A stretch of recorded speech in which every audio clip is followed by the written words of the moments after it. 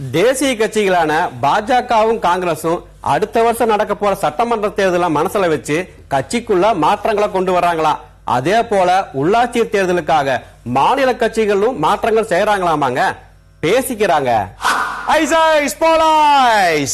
தலைவா, உத்தரப்பிரதேசம், உத்தரகண்ட், பஞ்சாப், குஜராத், இமாச்சலம் பிரதேசம்னு இப்படி 5 மாநில தேர்தலையும் பாஜக ஆட்சியை பிடிச்சே ஆகணும்னு தனித்தனியா மத்திய அமைச்சர்கள் படைய களத்துல இறக்கி விட்டுருக்காங்களா, சொல்லிக்கிட்டாங்க. உத்தரப்பிரதேசத்துல தேசிய செயற்குழு கூட்டத்தை நடத்தி முடிச்ச பாஜக ராஜ்நாத் சிங், நிதின் கட்காரி, அமித்ஷா மாதிரி அனுபவம் வாய்ந்த பெருந்தலைகளை சட்டமன்ற தேர்தல் வேலை பொறுப்புகளுக்கு நியமிக்கிறாங்களாமா. பேச்சா கிடக்குது.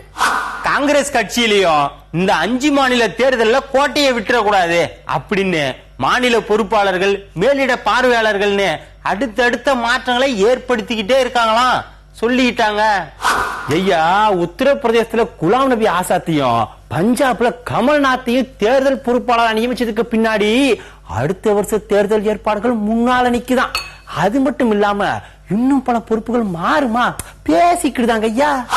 ஊபியில பிரியங்கா காந்தியோட சுற்றுப்பயணம் எதிர்பார்த்த பலனை கொடுக்கும். அதே மாதிரி பஞ்சாப்ல ராகுல் காந்திய களத்துல இறக்கி விட்டுருவோம் அப்படின்னு காங்கிரஸ் கட்சியோட மூத்த தலைவர்கள்லாம் ஆலோசனை சொல்லியிருக்காங்களாமாங்க. நமக்கு என்னங்க தெரியும், வெளியே பேசிக்கிறாங்க.